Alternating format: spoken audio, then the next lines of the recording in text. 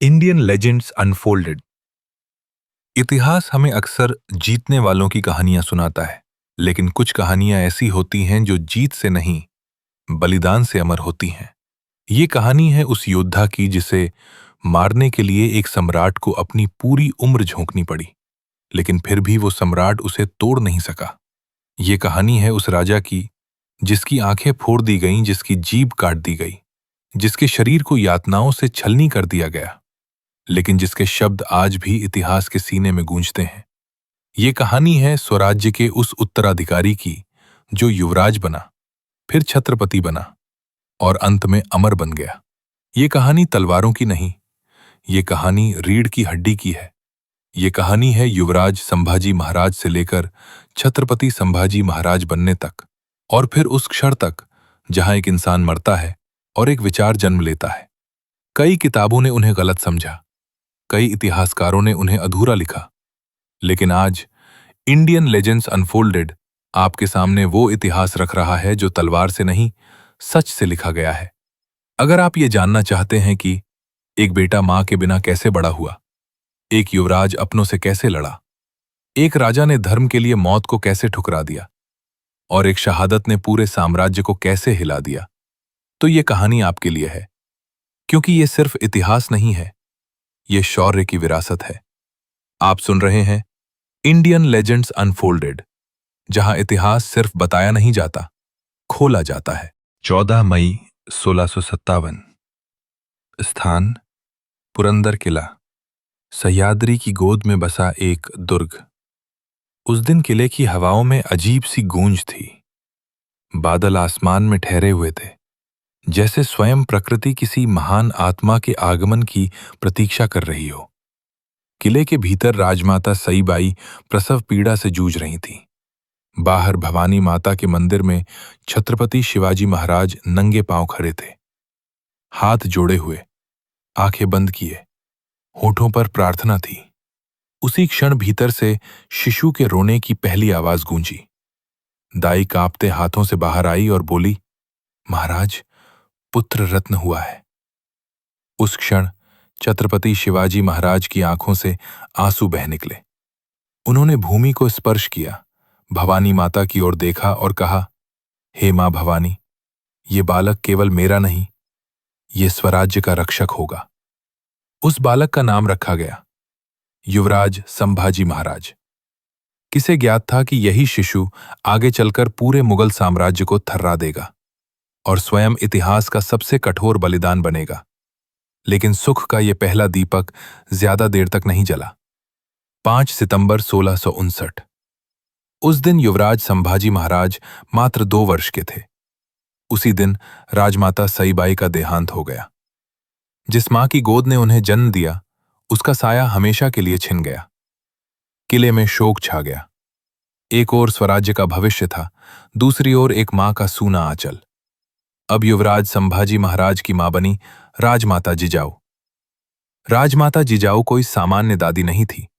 उन्होंने ही छत्रपति शिवाजी महाराज को संस्कार दिए थे। अब वही संस्कार युवराज संभाजी महाराज की रगों में उतरने वाले थे। वो उन्हें गोद में उठाकर भवानी माता के मंदिर ले जाती और कहती, तू अकेला नहीं है, तुझे पूरा स्वराज्य पाल रहा है। युवराज संभाजी महाराज का बचपन खेल में नहीं, संस्कारों में बीता। जिस उम्र में बच्चे मिट्टी के खिलौनों से खेलते हैं, वो उम्र इनके लिए तलवार की चमक और घोड़े की टापों की आवाज थी। 1662 तक 5 वर्ष की उम्र में युवराज संभाजी महाराज घोड़े पर बिना डरे बैठने लगे थे। जिजाऊ उन्हें कहती, राजा का बेटा होना भाग्य है, लेकिन राजा बनना साधना। छत्रपति शिवाजी महाराज स्वयं उन्हें युद्ध का ककहरा सिखाते थे।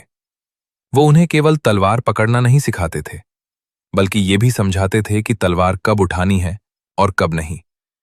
वो कहते, युवराज, युद्ध हाथों से नहीं, पहले बुद्धि से जीता जाता है। युवराज संभाजी महाराज सैनिकों के बीच बैठते, उनके अनुभव सुनते, उनके घाव देखते और मन ही मन समझते कि स्वराज्य की कीमत क्या होती है। हर घाव उनके भीतर एक सुलगती चिंगारी बन जाता। 1664 में जब कोंकण में युद्ध का वातावरण था, युवराज संभाजी महाराज छत्रपति शिवाजी महाराज के साथ किलों की यात्रा पर जाने लगे। वो दुर्गों की बनावट देखते, गोपनीय रास्ते समझते और घाटों की कठिनाइयों को स्वयं महसूस करते। ये केवल शिक्षा नहीं थी, ये भविष्य की तैयारी थी। 1667 युवराज संभाजी महाराज की औपचारिक विद्या आरंभ हुई। संस्कृत के महान आचार्य बुलाए गए, फारसी और अरबी के उस्ताद आए, मराठी और ब्रज भाषा के प्रख्यात विद्वान दरबार में नियुक्त हुए। युवराज संभाजी महाराज की बुद्धि असाधारण थी। वो जो सुनते, वो केवल याद नहीं रखते, उसमें तर्क खोजते थे। वे गुरु से पूछते, राजा का सबसे बड़ा धर्म क्या होता है? डर से जीता हुआ राज्य अधिक समय टिकता है या प्रेम से? गुरु मौन रह जाते। लेकिन जहां प्रकाश होता है, वहां छाया भी जन्म लेती है। रायगढ़ के दरबार में कुछ लोग ऐसे भी थे जिन्हें स्वराज्य से अधिक अपनी कुर्सी प्रिय थी। युवराज संभाजी महाराज की तेजस्विता उन्हें भयभीत करने लगी थी। वो जानते थे कि यह बालक बड़ा होकर किसी साजिश के आगे झुकेगा नहीं। छत्रपति शिवाजी महाराज ये सब देख रहे थे। वो जानते थे कि उनका पुत्र कांटों भरा रास्ता चलेगा, लेकिन वही रास्ता स्वराज्य को अमर करेगा। 1667 के अंत तक युवराज संभाजी महाराज मात्र 10 वर्ष के थे, लेकिन उनके भीतर एक राजा सांस लेने लगा था। उनकी आंखों में अब केवल बचपन नहीं, आने वाले युद्धों की परछाइयां भी उतरने लगी थी। और यहीं से आरंभ होती है वो यात्रा जो एक मां की गोद से शुरू होकर इतिहास के अमर सिंहासन तक जाने वाली थी। 1667 का वर्ष समाप्ति की ओर था। रायगढ़ के प्रासादों में अब बालक नहीं, एक तेजस्वी किशोर बड़ा हो रहा था, युवराज संभाजी महाराज। उनकी आंखों में अब बचपन की चंचलता कम और भविष्य की आग अधिक दिखाई देने लगी थी। राजमाता जिजाऊ उन्हें सुबह सुबह भवानी माता के सामने ले जाकर खड़ा करती। धूप निकलने से पहले उनका पहला प्रणाम माता भवानी को होता और उसके बाद दिन आरंभ होता, अध्ययन, अस्त्र शस्त्र और राज्यकला का। संस्कृत के आचार्य उन्हें नीति शस्त्र पढ़ाते तो फारसी के उस्ताद उन्हें मुगल राजनीति की भाषा सिखाते। मराठी उनकी सांसों में थी, ब्रज उनकी वाणी में उतर रही थी। युवराज संभाजी महाराज सामान्य विद्यार्थी नहीं थे। वो प्रश्न पूछते थे, तर्क करते थे और कई बार गुरु को भी सोच में डाल देते थे। एक दिन आचार्य ने उन्हें कहा, राजधर्म सबसे कठिन धर्म होता है। युवराज संभाजी महाराज ने शांत स्वर में उत्तर दिया, धर्म कठिन नहीं होता आचार्य, कायरता धर्म को कठिन बना देती है। दरबार में ये बात फैल गई। कुछ लोग भीतर ही भीतर कांप उठे। उन्हें समझ आ गया कि ये युवराज आगे चलकर किसी के हाथ की कठपुतली नहीं बनेगा। 1670 का समय आया। मुगल और आदिलशाही चारों ओर से स्वराज्य को दबाने के प्रयास कर रहे थे। युवराज संभाजी महाराज अब केवल शिक्षा तक सीमित नहीं थे, उन्हें सैनिकों के साथ रखा जाने लगा। वो दुर्गों की मरम्मत, गोला बारूद का रखरखाव, रसद की व्यवस्था, सब कुछ गहराई से देखने लगे। छत्रपति शिवाजी महाराज कई बार युवराज को अपने साथ रात की बैठकों में बैठाते। वहां नक्शे फैलते थे, घाटों के मार्ग चिन्हित होते थे और दुश्मन की चालों पर चर्चा होती थी।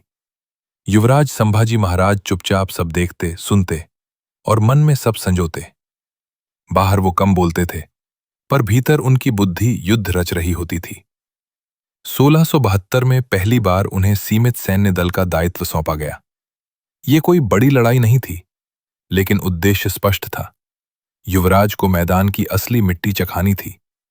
युवराज ने न केवल आदेशों का पालन किया, बल्कि ऐसे निर्णय भी लिए जिन्होंने अनुभवी सैनिकों को चकित कर दिया। एक बूढ़े सरदार ने तब कहा था, यह केवल राजकुमार नहीं है, ये पहले ही राजा की तरह सोचने लगा है। लेकिन जिस प्रकार युवराज का तेज बढ़ रहा था, उसी प्रकार दरबार की साजिशें भी गहराने लगी थी। कुछ सरदार ये नहीं चाहते थे कि भविष्य में ऐसा तेजस्वी राजा आए जो उनके स्वार्थ के रास्ते में खड़ा हो। वे धीरे धीरे शिवाजी महाराज के कानों में संदेह के बीज बोने लगे। कभी युवराज के स्वभाव पर प्रश्न उठाए जाते, कभी उनके मित्रों पर।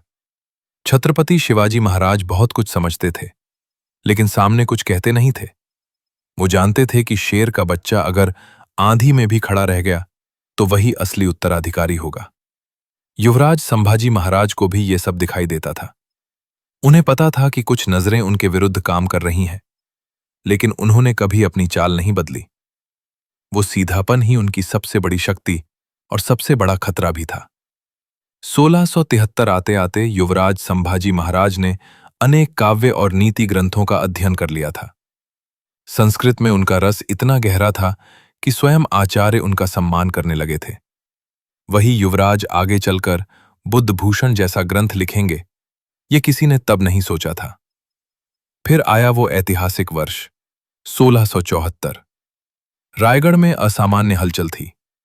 किले की दीवारें सजाई जा रही थीं, तोपें स्वच्छ की जा रही थीं, पूरे महाराष्ट्र से सरदार बुलाए जा रहे थे। कारण अब सबको ज्ञात होने लगा था। छत्रपति शिवाजी महाराज का राज्याभिषेक होने वाला था। युवराज संभाजी महाराज इन 6 जून 1674 रायगढ़ का आकाश नगाड़ों की गूंज से कांप उठा। छत्रपति शिवाजी महाराज स्वराज्य के औपचारिक छत्रपति बने। वही दिन मराठा इतिहास का स्वर्ण दिवस बन गया।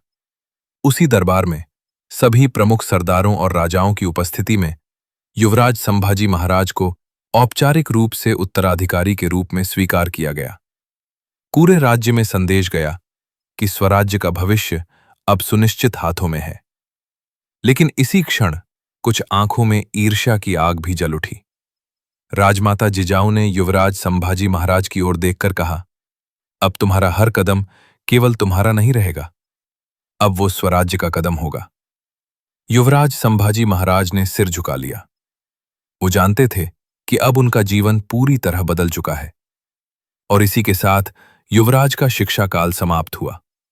अब आगे उनका इंतजार कर रही थी राजनीति की आग, दरबारी साजिशों का जाल और वो कठिन समय जो उन्हें युवराज से शेर बना दे। 1674 के उस राज्याभिषेक के बाद रायगढ़ की दीवारें भले ही उत्सव से चमक रही थीं, लेकिन उसी रोशनी के पीछे कुछ अंधेरे कोने और गहरे हो गए थे। युवराज संभाजी महाराज अब केवल राजकुमार नहीं रहे थे, वे स्वराज्य के घोषित उत्तराधिकारी थे। और यही बात कुछ लोगों को भीतर ही भीतर जलाने लगी थी। समय बदला, दरबार की भाषा बदली और व्यवहार में मिठास के साथ जहर भी घुलने लगा। 1675 आते आते युवराज संभाजी महाराज ने यह स्पष्ट रूप से अनुभव करना शुरू कर दिया था कि रायगढ़ में हर मुस्कान सच्ची नहीं है। कुछ सरदार खुले दरबार में झुकते थे, लेकिन पीठ पीछे कानाफूसी करते थे। युवराज के स्वभाव को उग्र कहा जाने लगा। उनके स्पष्ट बोलने को अहंकार का नाम दिया जाने लगा। छत्रपति शिवाजी महाराज सब देख रहे थे। वे जानते थे कि सत्ता के पास सबसे खतरनाक हथियार तलवार नहीं, बल्कि संदेह होता है। और वही संदेह अब धीरे धीरे युवराज संभाजी महाराज की ओर फेंका जा रहा था। 1676 में एक घटना ने इन बातों को और हवा दी। युवराज संभाजी महाराज ने कुछ दरबारी निर्णयों पर खुले रूप से असहमति जताई। उनका मानना था कि कुछ सरदार स्वराज्य से अधिक अपने स्वार्थ की रक्षा कर रहे थे। ये बात उन लोगों को सीधी चोट लगी। धीरे धीरे वातावरण ऐसा बनाया गया जैसे युवराज अनुशासन तोड़ रहे हों। कुछ पत्र, कुछ बातें, कुछ आधे अधूरे सत्य, और उनसे एक पूरी कहानी गढ़ दी गई। युवराज संभाजी महाराज ये सब सहन कर रहे थे, लेकिन भीतर आग सुलग रही थी। उन्हें ये पीड़ा तलवार के वार से अधिक चुभ रही थी कि जिनके लिए स्वराज्य खड़ा किया गया, वही लोग स्वराज्य के उत्तराधिकारी को कमजोर साबित करने में लगे थे। 1678 वो वर्ष युवराज संभाजी महाराज के जीवन का सबसे कठिन मोड़ बनकर आया। परिस्थितियां इतनी बिगाड़ दी गईं कि युवराज संभाजी महाराज ने कुछ समय के लिए रायगढ़ से दूर जाने का निर्णय लिया। ये निर्णय आवेश में नहीं था, ये मौन विरोध था। इतिहास ने बाद में इसे कई तरह से लिखा, लेकिन सच्चाई ये थी कि युवराज ने गद्दारी नहीं की थी, उन्होंने स्वयं को साजिशों से अलग किया था। मुगल सीमाओं तक उनका पहुंचना राजनीति की मजबूरी थी, न कि निष्ठा का परिवर्तन। और ये बात छत्रपति शिवाजी महाराज भली भांति समझते थे। कुछ ही समय में शिवाजी महाराज ने स्वयं हस्तक्षेप किया। पिता और पुत्र के बीच संवाद हुआ। कोई लंबा भाषण नहीं, कोई क्रोध नहीं, बस कुछ शब्द जो इतिहास में दर्ज नहीं हुए, लेकिन स्वराज्य की नींव को फिर से मजबूत कर गए। युवराज संभाजी महाराज वापस लौटे। रायगढ़ फिर से शांत हुआ, लेकिन दरबार की परछाइयां पूरी तरह कभी नहीं छटी। 1679 तक युवराज संभाजी महाराज ने स्वयं को फिर से सैन्य और प्रशासनिक कार्यों में झोंक दिया। उन्होंने कोंकण, देश और घाट क्षेत्रों में दुर्गों की स्थिति का निरीक्षण किया। उन्होंने सैनिकों के साथ समय बिताया, उनकी समस्याएं सुनी और ये समझा कि राजा का असली दरबार सिंहासन नहीं, सेना और जनता होती है। फिर आया वो दिन जिसने पूरे स्वराज्य को हिला दिया। 3 अप्रैल 1680 छत्रपति शिवाजी महाराज का निधन हुआ। रायगढ़ जैसे स्तब्ध हो गया। स्वराज्य जैसे एक पल के लिए सांस लेना भूल गया। युवराज संभाजी महाराज के लिए यह केवल राजनीतिक क्षति नहीं थी, ये पिता का वियोग था, गुरु का वियोग था और उस छाया का अंत था जिसके नीचे वे अब तक खड़े थे। लेकिन शोक के उस अंधकार में भी सत्ता की भूख जाग उठी। कुछ ही दिनों में षड्यंत्र रचे जाने लगे। रायगढ़ के द्वार बंद कर दिए गए। युवराज संभाजी महाराज को अलग थलग करने की योजनाएं बनने लगी। यह प्रयास किया गया कि उन्हें सत्ता से दूर रखा जाए और किसी और को गद्दी पर बैठाया जाए। युवराज संभाजी महाराज ने यह सब देखा और पहली बार उन्होंने समझ लिया कि अब यह युद्ध केवल बाहरी शत्रुओं से नहीं, भीतर से भी लड़ना होगा। 20 जुलाई 1680 की ओर समय बढ़ रहा था और उसी दिन इतिहास एक बार फिर करवट लेने वाला था। राज्याभिषेक के बाद छत्रपति संभाजी महाराज को यह भली भांति ज्ञात था कि अब स्वराज्य के सामने केवल एक शत्रु नहीं होगा। अब दिल्ली की सत्ता, समुद्री विदेशी ताकतें और भीतर के गद्दार तीनों एक साथ सक्रिय होंगे। मुगलों के विरुद्ध महायुद्ध 1680-1689। 1680 के अंत में ही औरंगजेब ने स्पष्ट कर दिया था कि वो दक्कन को छोड़ेगा नहीं। 1681 में वो स्वयं लगभग 5 लाख की विशाल मुगल सेना लेकर दक्षिण की ओर बढ़ा।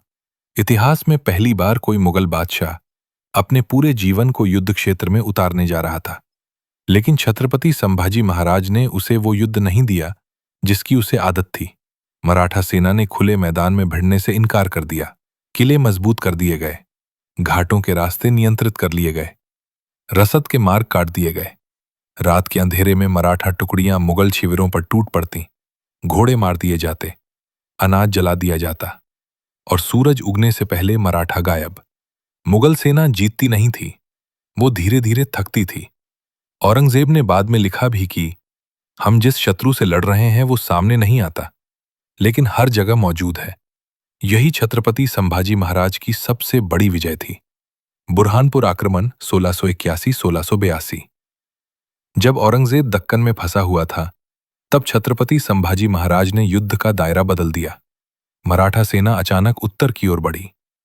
लक्ष्य था बुरहानपुर, मुगलों का समृद्ध व्यापारिक नगर। यह हमला सिर्फ धन के लिए नहीं था, यह मनोवैज्ञानिक युद्ध था। मराठा सेना ने तेजी से आक्रमण किया। मुगल प्रशासन को संभलने का अवसर तक नहीं मिला। खजाना लूटा गया, मुगल प्रतिष्ठा को गहरी चोट पहुंची और संदेश साफ था, तुम दक्कन में लड़ोगे तो तुम्हारे घर भी सुरक्षित नहीं रहेंगे। इस एक युद्ध ने औरंगजेब को भीतर तक हिला दिया। गोवा में पुर्तगालियों के विरुद्ध युद्ध 1682-1683। पश्चिमी तट पर पुर्तगाली वर्षों से अत्याचार कर रहे थे।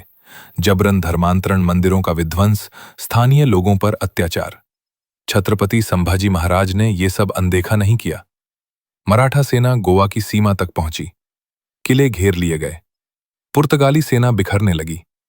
इतिहास में दर्ज है कि पुर्तगालियों ने चर्चों में विशेष प्रार्थनाएं करवाईं और रोम तक सहायता की गुहार भेजी। ये युद्ध जीत हार से अधिक डर का युद्ध था। पुर्तगालियों को पहली बार समझ आया कि हिंदुस्तान में अब एक ऐसी शक्ति खड़ी हो चुकी है जो तलवार से भी अधिक आत्मसम्मान को महत्व देती है। सिद्दी जौहर के साथ समुद्री युद्ध 1683 से 1684। अरब सागर में सिद्दी जौहर की नौसेना का आतंक था। वो मुगलों का समुद्री साथी था। छत्रपति संभाजी महाराज ने मराठा नौसेना को नया जीवन दिया। जहाजों की संख्या बढ़ाई गई, समुद्री किलों को मजबूत किया गया। समुद्र में अचानक हमले, तेज गति वाले जहाज और तटीय छापे। सिद्दी की नौसेना को भारी क्षति पहुंची। ये पहली बार था जब किसी भारतीय शक्ति ने विदेशी समुद्री ताकतों को खुले समुद्र में चुनौती दी। कर्नाटक और दक्षिण अभियान 1685 से 1686। दक्षिण भारत में मुगल प्रभाव बढ़ रहा था। छत्रपति संभाजी महाराज ने इसे समय रहते रोका। मराठा सेना कर्नाटक तक पहुंची। कई दुर्ग स्वराज्य के अधीन आए। स्थानीय शासकों से संधियां की गईं। ये युद्ध दिखाता है कि छत्रपति संभाजी महाराज केवल युद्ध जीतने वाले राजा नहीं थे, वे साम्राज्य की सीमाएं सुरक्षित करने वाले शासक थे। संगमेश्वर का अंतिम युद्ध 1 फरवरी 1689। यह युद्ध संख्या का नहीं था, यह विश्वासघात का युद्ध था। छत्रपति संभाजी महाराज सीमित सैन्य बल के साथ संगमेश्वर में ठहरे थे। उन्हें विश्वास था कि भीतर कोई दगा नहीं करेगा। लेकिन रात के अंधेरे में मुगल सेनापति मुकर्रब खान ने चारों ओर से घेरा डाल दिया। घमासान युद्ध हुआ। छत्रपति संभाजी महाराज ने अंत तक तलवार नहीं छोड़ी। लेकिन जब चारों ओर से रास्ते बंद हों और पीछे से विश्वास टूट जाए तो इतिहास करवट लेता है। यही वो क्षण आया जब युद्ध समाप्त हुआ और बलिदान आरंभ हुआ। अंतिम सत्य अगर छत्रपति संभाजी महाराज केवल युद्धों से मापे जाएं तो वे मुगलों को 9 वर्ष तक रोकने वाले, विदेशियों को झुकाने वाले, समुद्र और धरती दोनों के योद्धा और सबसे बढ़कर धर्म और स्वराज्य के रक्षक थे। वे हारे नहीं थे, उन्हें तोड़ा नहीं जा सका। 1 फरवरी 1689 के बाद का समय। छत्रपति संभाजी महाराज बंदी बना लिए गए थे। उन्हें संगमेश्वर से बांध कर ले जाया गया। रास्ते भर मुगल सेना का उद्देश्य केवल कैद नहीं था, उद्देश्य था अपमान। लेकिन जिसे अपमानित करने ले जाया जा रहा था वो साधारण राजा नहीं था, वो शिवाजी महाराज का पुत्र था, वो स्वराज्य का छत्रपति था। कुछ ही दिनों बाद उन्हें बहादुरगढ़, आज का तुलापुर, लाया गया। औरंगजेब का दरबार, चारों ओर काजी, मौलवी, उमरा, सेनापति, बीच में खड़ा वो व्यक्ति जिसकी आंखों में न भय था न पश्चाताप। औरंगजेब ने प्रस्ताव रखा, धर्म परिवर्तन, इस्लाम स्वीकार करो, मराठा राज्य सौंप दो, जीवन मिल जाएगा, वैभव मिलेगा। दरबार शांत था। तभी छत्रपति संभाजी महाराज बोले, इतिहास नहीं लिखता कि शब्द क्या थे, लेकिन इतिहास जानता है भाव क्या था। उनकी मुद्रा ने बता दिया था, राजा झुकता नहीं। औरंगजेब ने दोबारा कहा, तीसरी बार कहा। हर बार उत्तर वही था, स्वराज्य और धर्म पर कोई समझौता नहीं। यहीं से यातनाओं का दौर शुरू हुआ। दिन बदले, रातें बदली, शरीर को तोड़ने के हर प्रयास किए गए। लेकिन इतिहास में पहली बार ऐसा हुआ कि यातना सहने वाला टूट नहीं रहा था और यातना देने वाला भीतर से हार रहा था। औरंगजेब को यह स्वीकार करना पड़ा, ये व्यक्ति जीते जी नहीं झुकेगा। 11 मार्च 1689। तिथि वही है जिसे भारत कभी भूल नहीं सकता। छत्रपति संभाजी महाराज को अंतिम बार बाहर लाया गया। कोई प्रार्थना नहीं, कोई भय नहीं, कोई विनती नहीं, केवल एक राजा जो अपने सिद्धांतों के साथ खड़ा था। उन्होंने मृत्यु स्वीकार की, लेकिन पराजय नहीं। उस क्षण मुगल सत्ता ने एक शरीर को समाप्त किया, लेकिन एक विचार को जन्म दिया। छत्रपति संभाजी महाराज के बलिदान के बाद मराठा साम्राज्य समाप्त नहीं हुआ, बल्कि राजा राम महाराज उठे। येसुबाई ने नेतृत्व किया और आगे चलकर पेशवाओं ने वही स्वराज्य दिल्ली तक पहुंचाया।